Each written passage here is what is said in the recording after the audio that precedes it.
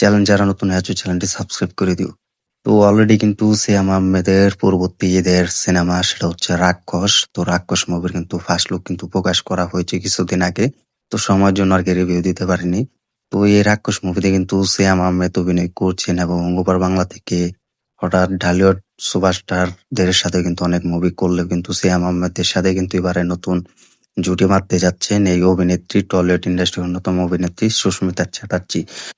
তো সিয়াম আহমেদ এবারে পুরো পাল্টে দিতে পারে পুরো বাংলা ইন্ডাস্ট্রিও এবং বাংলাদেশের হলগুলো। তো সিয়াম আহমেদের এই রাক্ষস মুভির টিজার অলরেডি ডব করা হয়নি, ডব করা হয়েছে ফার্স্ট লুক। তো ফার্স্ট লুকে এই পুরো রাক্ষস মুভি পুরো পাল্টে দিতে পারে বাংলা হলগুলো এবং বাংলা ইন্ডাস্ট্রিওতে, যা কিন্তু সিয়াম আহমেদকে আমরা নতুন লুক হিসেবে পেতে যাচ্ছি এবং নতুন মুভির সাথে কিন্তু পেতে যাচ্ছি।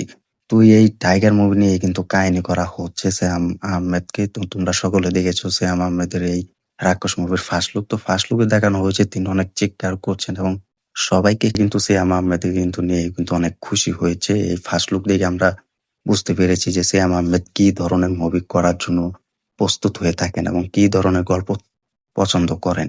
তো আর কি কমেন্ট করে জানিয়ে দাও এই শ্যাম আহমেদের এই রাক্ষস মুভির ফার্স্ট লুক কেমন লেগেছে এবং পারবে কিনা পুরো ঈদে কাঁপাতে কমেন্ট করে জানিয়ে দাও।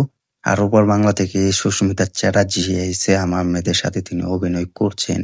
তো এটার বিষয়ে কি বলবে কমেন্ট করে জানিয়ে দাও। তো আমরাও চাই যেন শ্যাম আহমেদের সাথে তিনি ভালো একটা পারফরমেন্স করেন। তিনি যেহেতু সুস্মিতা চ্যাটার্জি তিনি কিন্তু সুভাষটা জিদের সাথে দেবের সাথে কিন্তু অনেক মুভি উপহার হিসেবে পেয়েছেন এবং দিয়েছেন, দর্শকদেরও কিন্তু খুশি করেছেন। তো এখন তিনি সিয়াম আহমেদের সাথে এই রাক্ষস মুভিতে অভিনয় করবেন। তো এটার বিষয়ে তোমরা কি বলবে কমেন্ট করে জানিয়ে দাও। ভিডিওটি ভালো লাগলে শেয়ার করে দিও, চ্যানেল নতুন হয়ে থাকলে চ্যানেল সাবস্ক্রাইব করে দিও। দেখা হবে নতুন ভিডিও নিয়ে, নতুন আপডেট নিয়ে। ধন্যবাদ সবাইকে এতক্ষণ সাথে থাকার জন্য।